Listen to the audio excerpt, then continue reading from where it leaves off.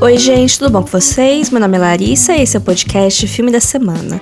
No episódio de hoje eu quero fazer um negócio que eu faço todo ano, acho que, sei lá, do ano passado pra cá, não sei desde quando que eu faço, mas eu gosto de fazer, que é fazer o meu balanço do ano. Refletir um pouco sobre os filmes que eu vi, quantidade, qualidade, comparar com anos anteriores, ver algumas estatísticas, alguns gráficos, ver quais são as metas que eu bati e essas coisas. Então esse não é bem um episódio assim de dica, é um episódio mais de reflexão que eu acho legal, né? A gente refletir um pouco sobre o nosso consumo, sobre as nossas coisas. Eu que tô nesse ambiente de criadores de conteúdo, de cinéfilos, eu vejo muito filme e eu tenho consciência que eu vejo mais filmes do que a média, mas comparado com várias outras pessoas, eu vi muito poucos filmes. Desde 2022, que eu tenho passado do 100 por ano, é muito engraçado ver até o pulo que até 2021 eu tava numa média de 50, 60 por ano. E aí em 2022 eu vi, sei lá, 150. Foi um salto muito grande. E aí cada ano que passava eu via um pouquinho mais, mas mais ou menos a mesma média. Esse ano eu vi menos. Eu assisti 119 filmes que são inéditos pra mim. Por mais que nas estatísticas do Letterboxd tenham mais filmes que isso, é porque eu loguei vários filmes que eu revi ao longo desse ano, que é uma coisa que eu não fazia antes. Então por isso que tem mais filmes lá do que aqui do que eu tô falando. Mas ano passado, se não me engano, eu vi 140. Então eu caí um pouco. O que é uma coisa que faz um pouco de sentido, porque meu ano foi esquisito. Eu até tô aqui com um gráfico de... Vocês não conseguem ver, porque é um episódio só em áudio. Mas eu puxei gráfico de várias coisas porque eu tenho uma planilha que eu preencho ela ao longo do ano. Geralmente, assim, no final do mês eu boto os filmes que eu assisti naquele mês. E tem algumas informações que eu preencho, tipo o streaming que eu vi, a nota que eu dei, de qual país que ele é, onde que eu assisti, qual que é o gênero, como ele se encaixa nas minhas metas e tal. Então aí eu acabo tirando algumas estatísticas interessantes por causa desse arquivo interno meu. Eu não pego isso de site nenhum, não é integração nenhuma com o Letterboxd. Eu não pago o Letterboxd Premium, que ia, mas não tem grana pra isso. Mas, né, falando do meu 2023, foi um ano um pouquinho caótico, eu tive aí várias mudanças na minha vida, e é até engraçado ver que em janeiro, fevereiro, março, abril e maio, eu tava, assim, vendo muitos filmes. Eu tava vendo uns 12, 13, janeiro eu vi 14 filmes. Foi um dos meses que eu mais assisti coisa, janeiro. Aí fevereiro eu vi 12, março vi 11, abril vi 11, maio 13. Então eu tava nessa média. Junho eu vi 11 filmes, aí veio as Olimpíadas. E aí eu parei de ver filme, eu acho que assisti 5 filmes em julho, 5 filmes em agosto. Aí eu troquei de emprego, eu comecei um emprego novo em setembro. Aí em setembro eu já tava acabando para Olimpíadas, já deu uma baixada nesse gás que o esporte deu na minha vida. Eu voltei a ver filmes, mas eu tinha acabado de começar um emprego novo, então eu vi 9 filmes, assim, não tá igual às médias do começo do ano. E aí em outubro eu me mudei de endereço, literalmente. Então, foram meses muito caóticos, outubro e novembro. Eu assisti 6 filmes em outubro, 6 filmes em novembro. Esses dados não são mistérios pra ninguém, porque eu faço episódios mensalmente falando dos filmes que eu assisto. Então, né, já comentei dessas coisas em cada mês que elas acontecem, né, mas aqui tá um apanhado geral. Então, outubro e novembro eu fiquei resolvendo todas as questões da mudança, fora a mudança de rotina do meu emprego novo. E aí, em dezembro, as coisas estão um pouquinho mais resolvidas. Eu também tive recesso no final do ano, que é uma coisa que eu nunca tive em nenhum outro emprego que eu já trabalhei na minha vida. Então, eu consegui assistir muita coisa do dia 15 pra frente, assim, em dezembro. Na verdade, eu entrei de recesso dia 20, mas... dezembro é uma festa, né? Então, eu tava com a cabeça tranquila que ia ter recesso logo ali. Então, isso também ajuda. Às vezes, não é só estar de boa ou não é só ter tempo que faz a gente querer assistir coisas, mas a cabeça também tem que estar em ordem, né? Porque se a gente tá preocupada, se a gente tá cansada, a gente não sei lá, eu pelo menos eu não fico muito afim, dependendo de como minha cabeça tá. Eu não quero tanto assistir um filme, talvez eu queira rever um filme que eu já assisti, que eu já conheço, querer ir pros meus filmes de conforto, mas eu não vou tentar ver nenhum filme diferente, ainda mais eu que gosto de ver filmes diferentes, de países diferentes e tal, então tenho que estar com a cabeça disposta pra encarar algumas coisas. Eu não tenho muito hábito de fazer maratonas de filmes, Mas de vez em quando eu faço. Geralmente eu faço 1 ou 2 por ano. E isso acaba influenciando as minhas estatísticas. Esse ano, em maio, eu fiz maratona do Mad Max, porque saiu o filme da Furiosa, que eu gosto muito do filme da Furiosa. E eu acho que ele é super subestimado. Não é que nem Estrada da Fúria.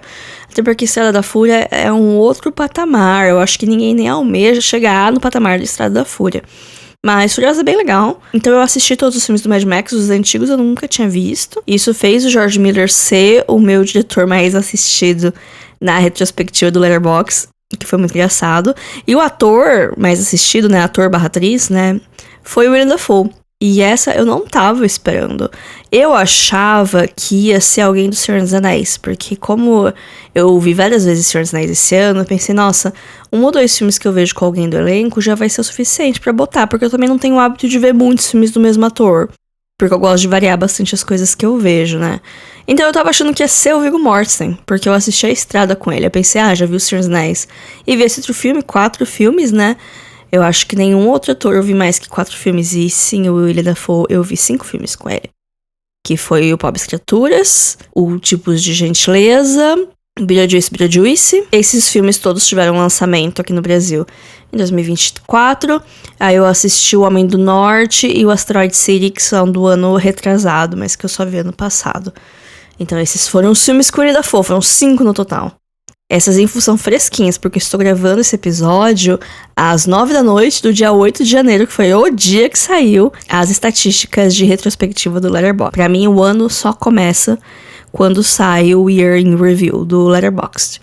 A única meta, de fato, que eu tinha pra esse ano era assistir os 52 filmes por mulheres, que eu tenho tentado fazer nos últimos 3 anos, esse é o 3º ano que eu faço desde 2022, e consegui. Na trave, assim, o último filme dirigido uma mulher que eu vi foi no dia 30 de dezembro e foi pra fechar o desafio? Foi!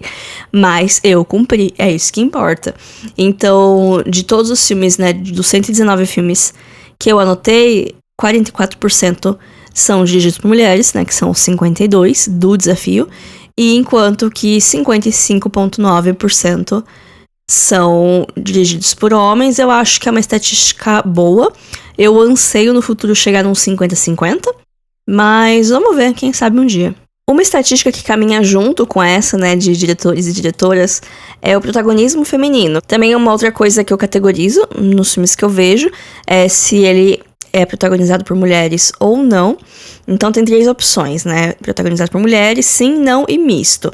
O misto é quando geralmente são romances ou comédias românticas que os dois, né, o homem e a mulher, tem tanto destaque que não dá pra dizer quem que é o protagonista de fato. Então esse ano 44% dos filmes que eu assisti são dirigidos por mulheres, mas eu tenho 62% de protagonismo feminino nos filmes que eu vi. É claro que um filme dirigido por mulher não necessariamente vai ser protagonizado por uma mulher. Tem vários exemplos esse ano, por exemplo, O Bom Trabalho da Cara Delevingne, que é um filme que eu gosto muito, é um filme que vai tratar muito de masculinidade tóxica, e é um filme que não tem nenhuma mulher de relevância na história, só tem homens. E mesmo assim, a gente é uma mulher, tipo, uma coisa não anula a outra, enquanto tem filmes que são muito bons e que eu gosto muito, que são protagonizados por mulheres, mas que são dirigidos por homens. Que nem esse ano eu revi Frances Ha, eu contei como se fosse um filme inédito, porque eu lembrava muito pouco, e eu gostei muito mais dessa vez, então entrou para minhas estatísticas do ano. Eu amo Frances Ha, é dirigido por um homem, pelo Noah Baumbach, por mais que o roteiro seja da Greta Gerwig.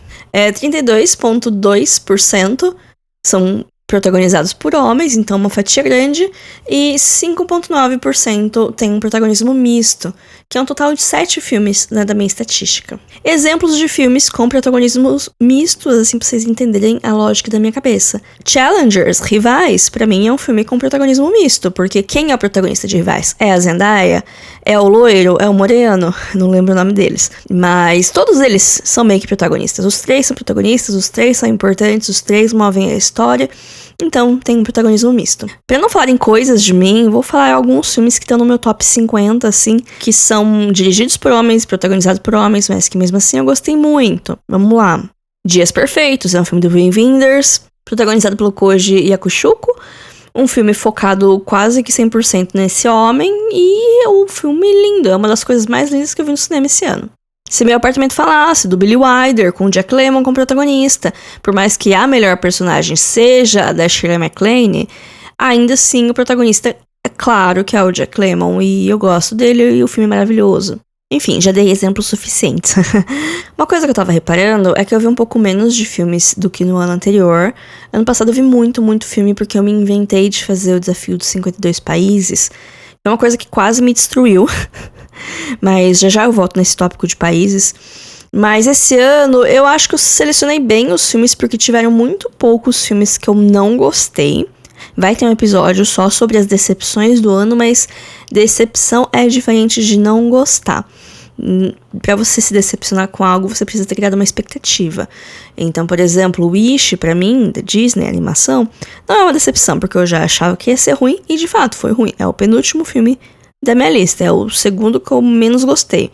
Mas, de maneira geral, tem poucos filmes que eu de fato detestei nessa lista. Mas tem muito filme naquele limbo do mais ou menos, sabe? Do tipo, não detestei, não desgostei, mas também não tenho nenhum sentimento positivo tão forte assim, eu não lembro tão bem dele. Por mais que eu tenha um top 30 muito bom, eu acho que assim, meu top 30 desse ano tá de parabéns. Eu acho que o ano passado, não que foi melhor, porque são filmes diferentes, não dá pra comparar. Mas eu acho que no ano passado eu conseguia puxar até os 50, assim, com tipo filmes muito bons. E enquanto que aqui até o 30 tá tudo muito bom, depois ela tem uma queda. E aí quando chega nos 50 ela cai ainda mais. E aí quando chega, sei lá, no 70, começa... Não vou falar que todos são esquecíveis, mas eu tenho a impressão que no ano passado eu gostei mais dos filmes que eu vi. Não sei se é também uma questão de lançamento, que esse ano também eu acompanhei muito mais lançamento do que sempre na minha vida. Eu não costumo acompanhar tanto, porque eu não costumo ir tanto no cinema, eu não costumo ficar tão ligada nos streamings, eu faço rodízio de streaming, então nem sempre eu tô assinando o streaming do momento que saiu o filme que tá todo mundo falando. Então eu não sou uma pessoa que acompanho tanto, assim, lançamentos. Mas esse ano, dos 119 filmes que eu assisti, 44 deles são filmes que foram lançados em 2024 no Brasil. Tem filmes que são do ano anterior, que só chegaram no Brasil no ano passado, como, por exemplo, Pobres Criaturas, O Menino e a Garça, Meu Amigo Robô, tem. Mas eu contei esses filmes e eu senti que falta um pouco de direção feminina. É uma impressão que eu tenho. Também agora, observando a temporada de premiação, principalmente comparando com o ano passado, que eu acho que a temporada de premiação do ano passado foi uma temporada muito boa. Independente de Oppenheimer já ter sido carta marcada desde que lançou que fosse ganhar o Oscar, os filmes da seleção eram filmes muito bons. Eu assistia a eles e eu ficava, nossa, esse filme é muito bom. Tinha muitos filmes dirigidos por mulheres, assim, não muitos, mas mais do que a gente tá acostumado a ver. E esse ano eu senti que não tem tantos filmes. Eu acho que o único filme, assim, com destaque nessa temporada de premiação que é dirigido por mulher é A Substância, que é um filme de gênero, é um filme de terror. Até mês passado, ninguém botava muita fé que ele fosse avançar muito na temporada, fora categorias técnicas, a parte de maquiagem, efeito especial, talvez. Mas no último domingo, que teve Globo de Ouro, né, Demi Moore ganhou atriz de comédia barra musical. Gente, ó, esse papinho todo ano explicam como funciona essa coisa, e todo ano, quando sai os indicados, o pessoal fica, desde quando tal coisa é comédia musical? Todo ano precisa explicar. Eu não aguento mais. Mas enfim, gente, só resumindo, o que não é drama, sério, drama no sentido mais puro da palavra, entra em comédia musical. Deviam mudar isso pra filme de gênero, deviam mudar isso pra qualquer coisa. Mas qualquer coisa que não é um dramão, um filme tradicional, um filme aos moldes da temporada de premiação, entra em comédia musical. Mas enfim, depois desse pequeno surto, me desculpem por gritar no microfone, A Substância ganhou um grande embalo na temporada de premiação. Eu acho que vai ser indicado a melhor filme. Eu acho que a Demi Moore vai ser indicada atriz. E eu acho que nessa altura do campeonato, 8 de janeiro de 2025, ela é frontrunner na categoria. Ela é quem eu chutaria que venceria esse Oscar de melhor atriz. E eu queria muito que ela ganhasse. É claro que eu quero Fernanda Torres no Oscar. É claro que eu quero Fernanda Torres lá, torcer pra uma indicação. Nessa altura que a gente tá, torcer pra indicação é o máximo que a gente consegue, né? Vamos ver se ela vai ser indicada pra então tentar torcer pra ela ganhar. Eu acho coisas muito improváveis. Quer dizer, eu acho que a indicação ela pode acontecer, mas não é uma certeza.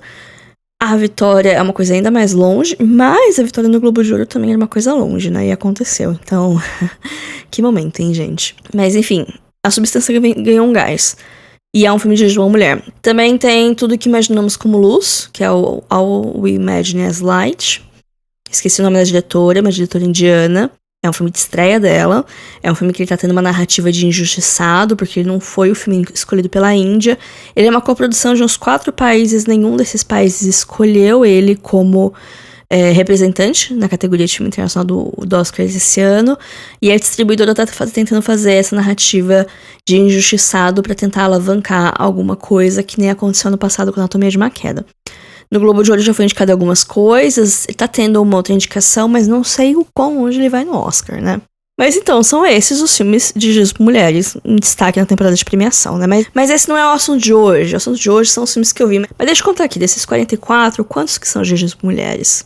14. De 44, 14 lançamentos que eu assisti são dirigidos por mulheres, sendo que a maioria desses são filmes que foram direto para os streamings, como, por exemplo, Pequenas Cartas Obscenas, que é um filme independente britânico, como, por exemplo, Geração do Futuro, também, que é um filme independente britânico. É um filme britânico, é uma ficção científica bem pequenininha, não é muito boa.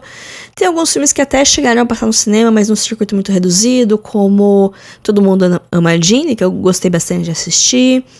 Ainda temos O Amanhã, que é um filme italiano também que eu gostei bastante. Nenhum desses filmes chegou em Bauru. De lançamento grande, assim, grande, foi A Substância. E olha que nem é um lançamento grande, né? E teve Meninas Malvadas também, que eu vi no cinema aqui em Bauru, que é co-dirigido por mulher e não é um filme muito bom também. Então, tem isso e tem Anatomia de uma Queda, que eu acho que chegou a passar aqui em Bauru, mas tipo, depois de muito tempo. Acho que depois que ganhou o Oscar, ficou uma semana em cartaz, mas eu já tinha assistido fazia tempo, então, né? Tem isso. E é o meu favorito, assim. Dessa lista, né, de filmes lançados no Brasil, o Anatomia de uma Queda é um dos meus favoritos. E entre os dirigidos por mulheres, é o meu favorito. O filme mais antigo que eu assisti esse ano é Rebecca, A Mulher Inesquecível, do Hitchcock, filme de 1940, filme que tá de graça no YouTube, se você procurar bem. Não precisa procurar bem, vai no canal do Cine Antigo, aí você acha, mas tem outros lugares também, tem no Netmovies, na Netflix, no Loki. Esses filmes antigos, eles têm em vários lugares. Não sei sobre qualidade nem idioma, mas no YouTube eu achei inglês legendado mesmo, do jeito que eu gosto. É um filme maravilhoso, um filme muito, muito bom. Tá no meu top do ano, tá acho que em 5º lugar, assim, no meu ranking geral de lançamento. Apesar que eu gosto de fazer ranking, mas às vezes eu fico pensando muito, porque tem vários filmes aqui que eu gosto muito de jeito diferente. E aí quando eu vou ranquear, quais são os critérios que eu faço um filme pra cima do outro? É muito complexo. Então quem olha meu ranking pode me julgar, porque em primeiro lugar está Wicked, sendo que tem muitos outros filmes muito melhores provavelmente nessa lista, mas a emoção que eu tive de assistir Wicked no cinema não se compara a nada, então por isso está em primeiro lugar. Daqui a alguns anos eu vou ver essa lista e vou me julgar muito. Eu já faço isso. Eu tenho lista desde 2017 aqui no Letterboxd e eu julgo demais as minhas escolhas. Mas eu mantenho elas desse jeito porque eu acho que é importante a gente respeitar a nossa história. Eu tava falando do cinema mundial, né? Que ano passado eu assisti filmes de 52 países diferentes. Foi uma tarefa árdua. Então esse ano eu tentei não me cobrar demais. Eu tentei ser uma coisa orgânica, não botei uma meta. E no total eu assisti filmes de 20 países diferentes. O que são muitos países. Mas eu parei pra pensar que da África eu só assisti um filme do Líbano. Então, talvez botar algumas metas continentais talvez faça mais sentido. Eu ainda não fiz as minhas metas de 2025, que é engraçado, porque eu já escrevi textos sobre isso. Inclusive, eu tô com uma coluna semanal lá no Projeto Sala. Não sei se vocês conhecem, né? O Instagram é @Projeto Sala, mas eu tô escrevendo no site, que é www.projetoasala.com.br. Toda quinta-feira eu tô lá. Amanhã, tecnicamente, eu tenho que escrever alguma coisa, não comecei ainda. Mas eu tenho uma lista de temas, então eu espero que isso me ajude. E o desespero também. Então, torçam por mim. Quer dizer, quando esse episódio for ao ar, esse texto já vai estar ao ar também. Então, deu tudo certo, eu espero. Mas voltando aqui na minha lista de países, né? Não tem como fugir muito dos Estados Unidos. Eu tento, eu quero cada dia mais que a porcentagem de filmes norte-americanos seja menor. Mas esse ano, 52,5% de todos os filmes que eu assisti são produções norte-americanas. 62 filmes ao todo, dos 119. Qual que é meu critério para escolher o país, né? Porque tem muitos filmes que eles são coproduções. Por exemplo, A Substância, citando um exemplo. É uma coprodução Estados Unidos e França. A diretora é francesa, uma parte da equipe é francesa, mas a atriz principal é norte-americana, o filme é falado em inglês, o filme se passa nos Estados Unidos. Então essa é a minha condição. Então logo pra mim é um filme norte-americano. Então elementos culturais são muito importantes na hora de eu definir qual vai ser o país que eu vou atribuir na minha estatística, que significa nada. Mas às vezes eu fico pensando, tipo, qual país que eu vou botar esse filme? Principalmente quando é uma coprodução de vários lugares, o filme se passa em vários lugares e tal. Mas eu acabo escolhendo um e me mantendo firme nessa escolha. Então foram 62 filmes nos Estados Unidos. O segundo país que eu mais assisti filmes esse ano foi o Brasil. Uhul, finalmente! Assisti 10 filmes brasileiros, o que eu acho que é uma boa meta. Então eu vou dobrar. Ano que vem eu quero ver se eu vejo 20 filmes brasileiros pelo menos. Eu acho que eu tô indo bem porque eu já vi um esse ano. Então, espero que continue desse jeito. França eu vi 9 filmes, então ela ficou em terceiro lugar aqui. Depois tem o Japão, eu vi 6 filmes do Japão, 5 filmes do Reino Unido, 4 do Canadá, 4 da Austrália. Minha mãe tá no Mad Max.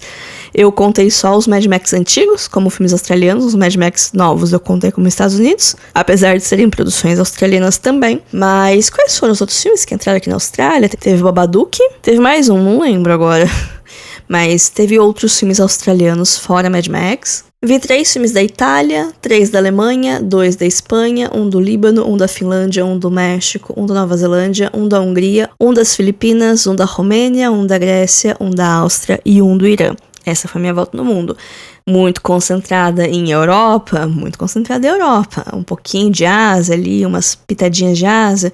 Preciso expandir melhor. Eu acho que esse ano eu vou criar metas locais, assim. Eu quero ver mais coisa africana e mais coisa da América Latina, que eu fiquei devendo muito América Latina. Nem a Argentina eu vi, né? Que coisa. Sobre gêneros, eu catalogo os gêneros que eu vejo, né? Geralmente tem um primário e secundário.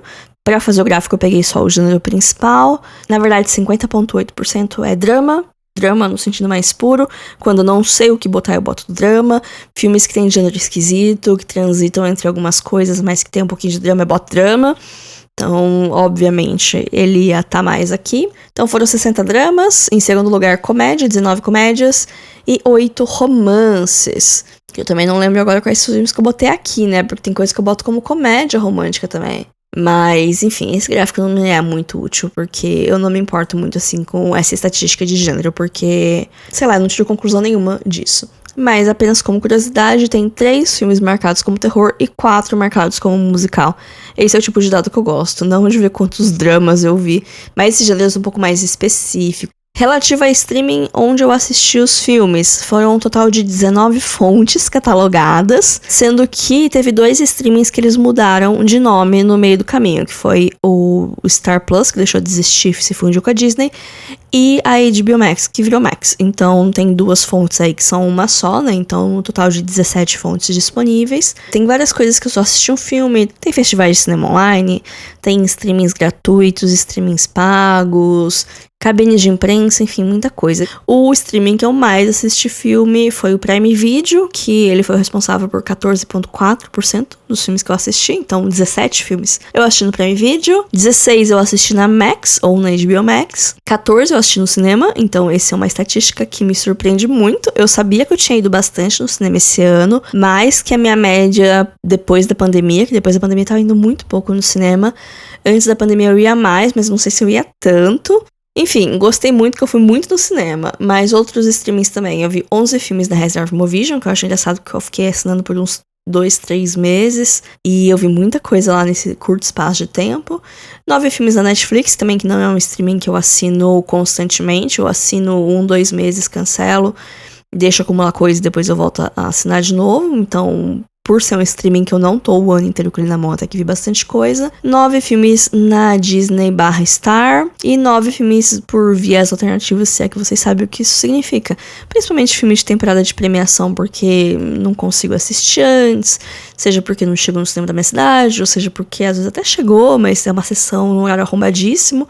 Ou às vezes vai demorar pra chegar e eu quero assistir logo pra fazer conteúdo e pra acompanhar a temporada de premiação. Então, né, preciso apelar por outros meios. E nos streamings cultos eu assisti 8 filmes na Mubi e 7 na Filmica.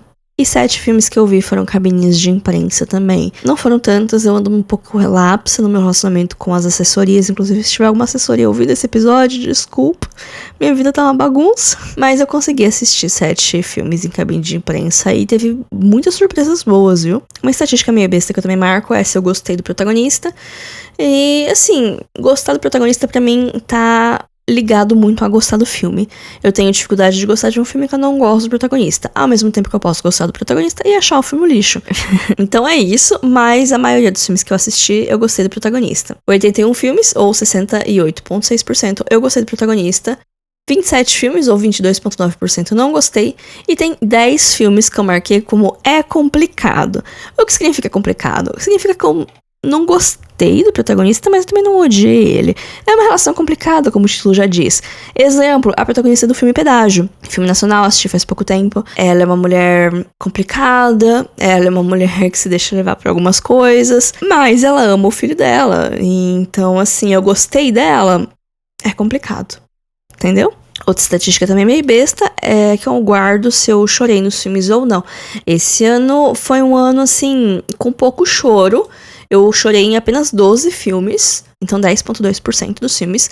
É uma estatística baixa. Eu preciso falar aqui que eu sou canceriana, eu sou do começo de julho, sou uma pessoa sentimental, não precisa de muito pra chorar. Assim, eu confesso que teve alguns filmes que me emocionaram, mas que não me fizeram chorar, então não me fizeram chorar. Eu posso ter ficado muito emocionada, mas se não caiu água do meu olho, eu não chorei. Exemplos de filmes que eu chorei. Robô Selvagem, Ainda Estou Aqui, Dias Perfeitos, Meu Amigo Robô, O Conto da Princesa Kaguya. Agora, exemplos de filmes que eu fiquei muito emocionada, mas eu não cheguei a chorar, mas eu fiquei bastante emocionada. Wicked, Born in Flames. Na verdade, eu fiquei nervosa nesse filme, mas eu fiquei meio triste também, e aí foi quase, mas eu não cheguei a chorar. O Sabor da Vida, Os Catadores e Eu, o documentário da Agnes Varda. Nossa, muito sentimento. Quanto sentimento no documentário que essa mulher consegue colocar, pelo amor de Deus? Enfim, acho que já deu pra ter uma ideia, né? Do que me faz chorar, mais ou menos. Mas tem uns filmes que me faz chorar de tão bonito que é. Dias Perfeitos, eu chorei por causa disso. Porque eu achei aquilo tão bonito, assim, que eu fiquei emocionada. Dos 119 filmes, 9 são animações. E 4 delas entraram no top 20 do ano. Foi um ano muito bom pra animações. Mesmo as que eu vi que não são desse ano, também são muito boas. A única que não é um lançamento que entrou no meu top 20 é O Conto da Princesa Kaguya, né? Os outros é O Robô Selvagem, que eu vi no cinema, O Menino e a Garça, que eu também vi no cinema, apesar de ser um filme de 2023, e O Meu Amigo Robô, que também é de 2023, mas que foi lançado esse ano, que são todos filmes incríveis. Eu tenho uma estatística também que é muito pessoal, que é uma coluna que chama Fui Surpreendida, e as respostas possíveis são sim e não. O que isso significa? Quando eu começo a ver um filme, eu tenho uma ideia sobre ele. E aí, o filme pode me surpreender tanto em aspectos de história, de ter plot twists, de ter mudança e de eu ser surpreendida, quanto me surpreender em questão à qualidade dele. Às vezes eu vejo um filme e falo, esse filme vai ser qualquer coisa, ou esse filme vai ser um negócio super básico, ou um negócio certinho, e no final o filme vai lá e mostra que vai ser uma outra coisa. Então, assim, eu ser surpreendida tá meio que diretamente ligado a eu gostar do filme. Porque eu posso não ser surpreendida e não achar o filme ruim. Muitos filmes do limbo, da mediocridade, são filmes que não me surpreenderam. São filmes que eu achava que ia ser uma coisa, eu assisti, eles foram exatamente o que eu achava que seria. Não achei ruim, mas também não foi uma coisa que grudou na minha cabeça e que ficou comigo por muito tempo e que logo acaba entrando pra uma lista de favoritos. Então, assim, ser surpreendida nem sempre é uma coisa boa, mas tá meio que conectada com eu gostar do filme. Por exemplo, um filme que não me surpreendeu, mas que foi legal, é Loucas em Apuros, Joyride. Eu imaginava que ia ser uma comédia entre amigas, com um pouquinho de besterol. É uma comédia entre amigas, com um pouquinho de besterol. Foi divertido, foi legal. Lembro bastante dele, apesar de ter assistido já faz uns 6 meses. Mas é isso, ele tá na posição número 65 do meu ano, então ele tá bem no meio da lista. Então é um exemplo de filme que não me surpreendeu. Agora, tem filmes que estão mais pra baixo da lista e que me surpreenderam. Por exemplo, Wonka, o musical, que eu nem lembrava que era desse ano. Eu fui ver essa lista, aí eu vi que ele tava aqui. Eu não acho ele um filme ruim, eu achava que ia ser muito pior. Quando falaram que ia ter um filme do Willy Wonka, que ia ser um musical, ia ter Timothée Chalamet, eu não botei nenhuma fé que isso fosse ser bom. Assisti, não achei ruim, achei esquisito, achei um pouquinho complicado demais e um pouco chato demais, eu achei um pouco desbalanceado. Mas me surpreendeu. De vez em quando eu fico cantarolando uma música, que é a única que eu lembro. Que de vez em quando também começa a tocar no meu Spotify do nada, quando eu tô ouvindo música de musicais. Então, assim, me surpreendeu. Mas não quer dizer que eu gostei. Eu acho que o filme que não me surpreendeu, que tá mais alto na minha lista, talvez seja 120 BPMs. que é um filme francês. Ele tá na posição número 43 da minha lista. Foi um filme que eu gostei bastante, é um filme francês, um drama que ele se passa no meio da epidemia de HIV, no começo dos anos 90, ele tem um foco num grupo de ativistas e tal.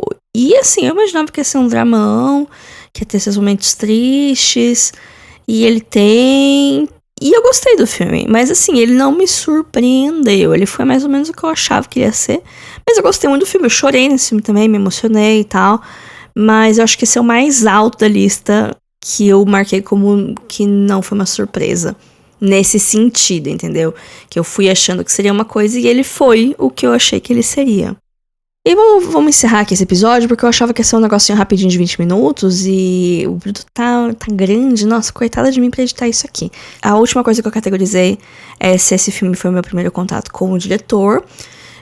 Então, eu tive 50 filmes que eu já conheci o diretor. Às vezes é um diretor que eu já tive o primeiro contato esse ano e depois eu assisti outro filme, e aí conto como não é mais o primeiro contato.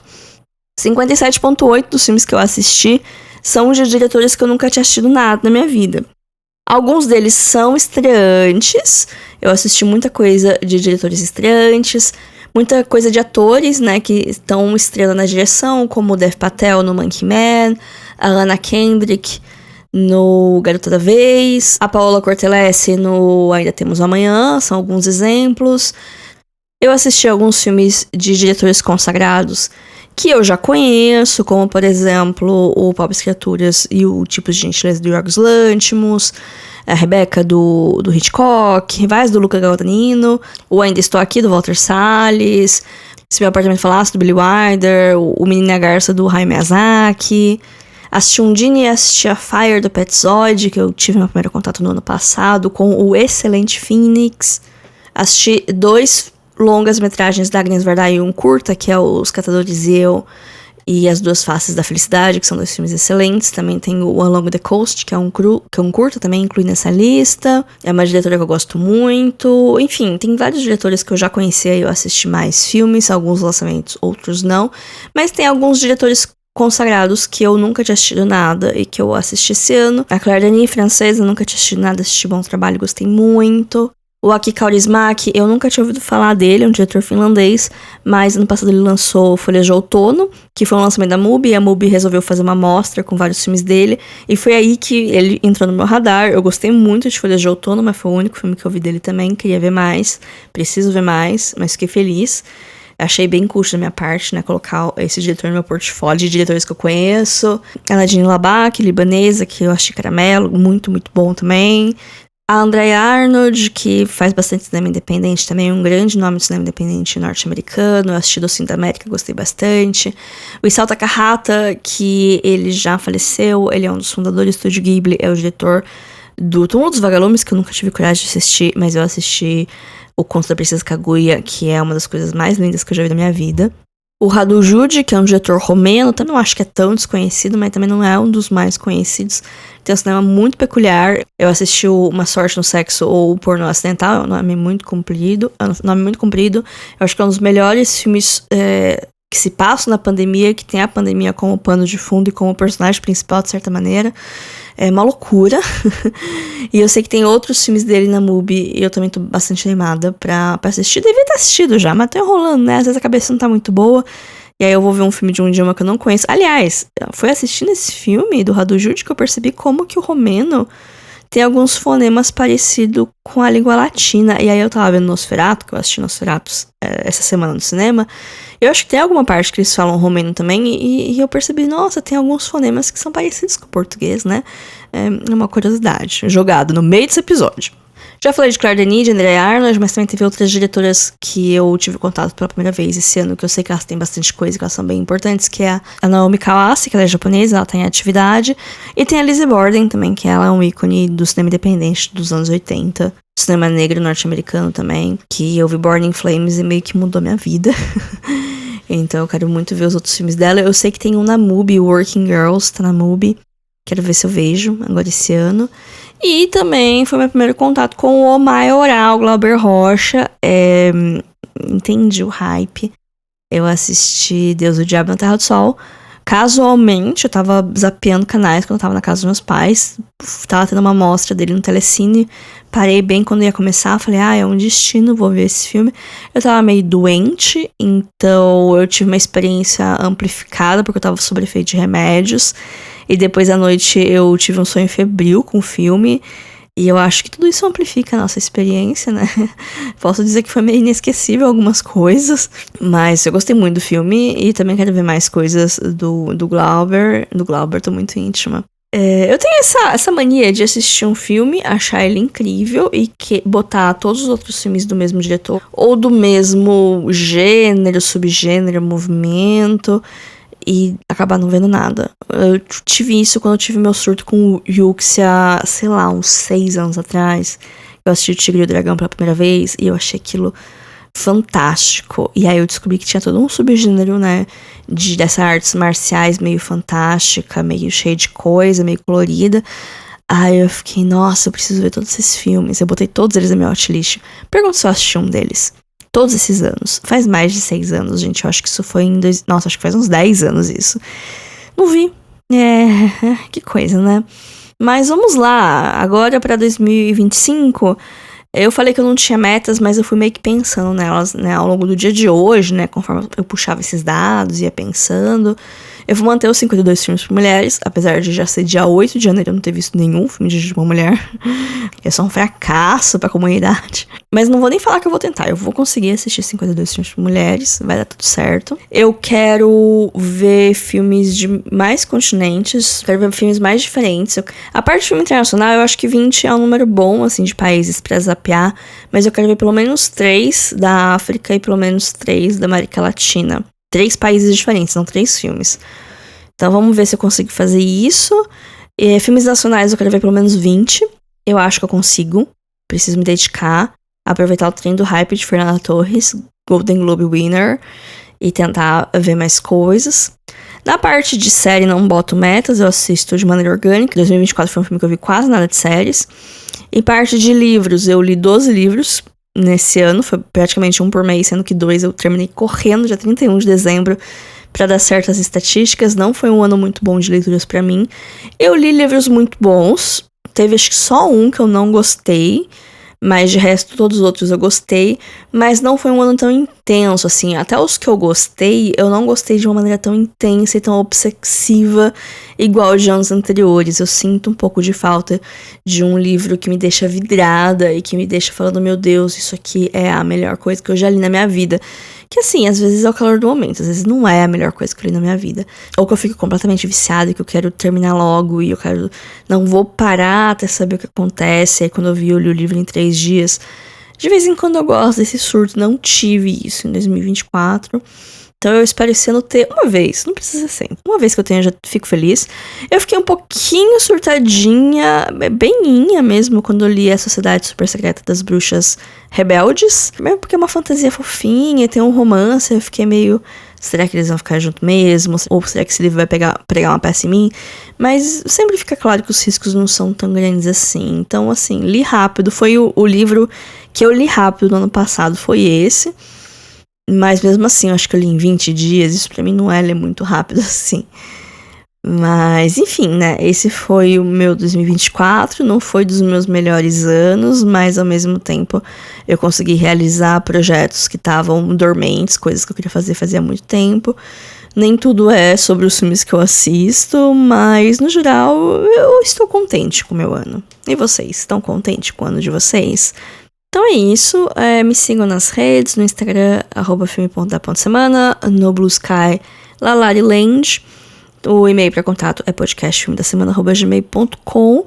Se você quiser falar comigo, não tem rede social, ou se você quiser fazer uma doação pro meu trabalho, esse e-mail também é uma chave Pix. E é isso, gente. Esse foi o episódio de hoje, ficou um pouco mais longo do que eu queria, do que eu esperava. Eu vou sofrer pra editar tudo isso. Semana que vem eu volto a falar de cinema. Semana que vem vai ser o episódio de favoritos do ano, então vou falar dos filmes que eu gostei mais. Então vai ser um episódio cheio de dica. Fiquem espertos que semana que vem a gente se vê de novo. Fiquem bem e tchau, tchau.